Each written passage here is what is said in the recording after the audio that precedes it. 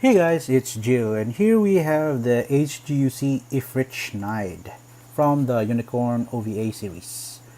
So, first, let's take a look at its accessories. It comes with a giant bazooka and a trigger finger hand for only this arm. So, the bazooka has movable parts, which are like the I think it's a handle or something, and the secondary handle can move like so. The scopes also move, and also this part. And this kit also comes with a bunch of these. They're called heat darts, and there are 16 altogether, and two of those are activated ones which have the clear effects on. And that's it for the accessories. And this kit came with this sticker sheet, mainly for the thrusters, and this one is for the connecting part for the energy cables on the waist to the backpack. And the only ones I used are for the mono eye and for the scopes for the giant bazooka. And I really thought that the Efreet Schneid was big or as much as large as the Goof Custom, but I was wrong. Efreet Schneid is a bit smaller or smaller. The Goof Custom is a bit bulkier, taller, and wider on the chest area as well as the legs, while the Efreet Schneid is skinnier on the chest. They do look good together, though. They are one of they are one of the Xeon designs that I really like. So for articulation, there is a ball joint here up in the head and a hinge down in the chest, but it's plastic, not polycap material, so the head moves up about that much, which is not that much. The head moves down and side to side.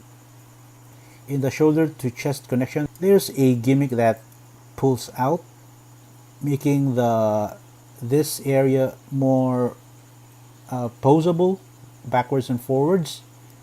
The shoulder armor is connected on a ball joint, so it can move freely. It can rotate all the way around. Rotation below the shoulder. Two joints on the elbow, but it can bend only about that much. Ball joint on the wrist. The arms can move to the side about this much.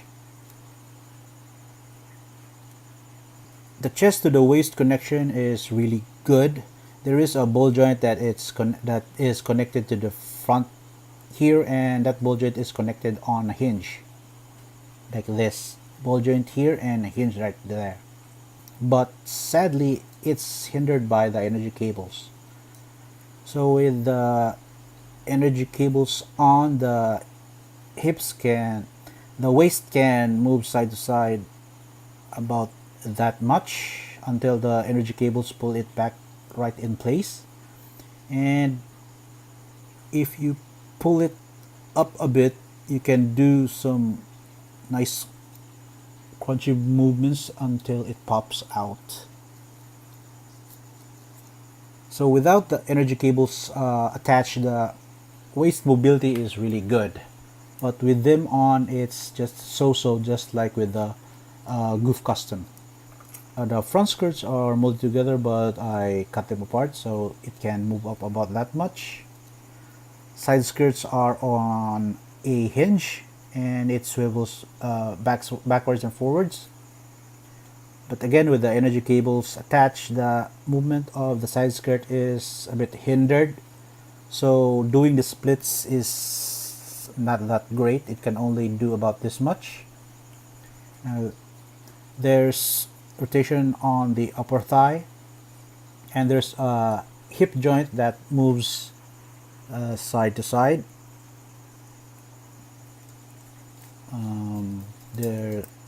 two joints on the knees, which can do a really nice bend.